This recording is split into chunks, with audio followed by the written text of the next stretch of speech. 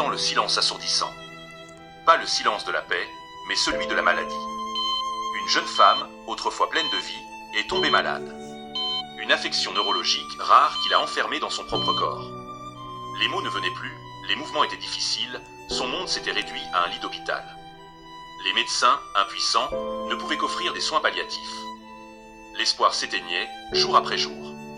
Sa famille, dévastée, cherchait désespérément une lueur. Mais comment percer le mur de cette maladie qui volait la voix, le rire, la présence ? La chambre d'hôpital était devenue un sanctuaire de désespoir, où les seules mélodies étaient celles des machines et des soupirs. Pendant ce temps, dans le quartier, vivait un homme. Un musicien de rue, un violoniste aux cheveux gris, souvent vu jouant des airs mélancoliques devant le parc.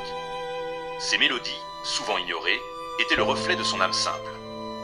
Il avait remarqué l'ambulance, les visages graves et le silence qui avait envahi la maison voisine. Sans un mot, il a ressenti la détresse.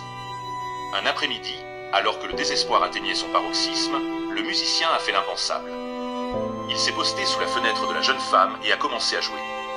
Pas des airs tristes, mais des mélodies vibrantes, des chansons joyeuses de son enfance, des airs populaires qui résonnaient dans le quartier. La famille, d'abord surprise, a écouté. Et puis, un miracle. Dans la chambre, un doigt a bougé. Un léger frémissement, puis un autre. Puis, un sourire, faible mais réel, est apparu sur le visage de la jeune femme. La musique, les vibrations, les souvenirs qu'elle ravivait, perçaient le brouillard de la maladie. Jour après jour, le musicien est revenu. Il a joué des mélodies spécifiques, des fréquences apaisantes, des rythmes stimulants, adaptant sa musique comme un traitement personnalisé.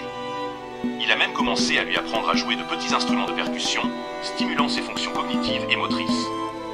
Lentement, incroyablement, la jeune femme a commencé à retrouver ses capacités. Les mots sont revenus, d'abord hésitants, puis plus clairs. Les mouvements sont devenus plus fluides. Elle a ri, elle a pleuré, elle a même chanté, accompagnée par le violon de son sauveur inattendu. Le musicien de rue, ignoré de tous, avait accompli ce que la science n'avait pu faire. Cette histoire est un rappel puissant. Les plus grandes guérisons ne viennent pas toujours des laboratoires, mais des cœurs les plus simples, des talents les plus inattendus. La musique, l'art, la compassion ont un pouvoir de transformation que nous sous-estimons souvent.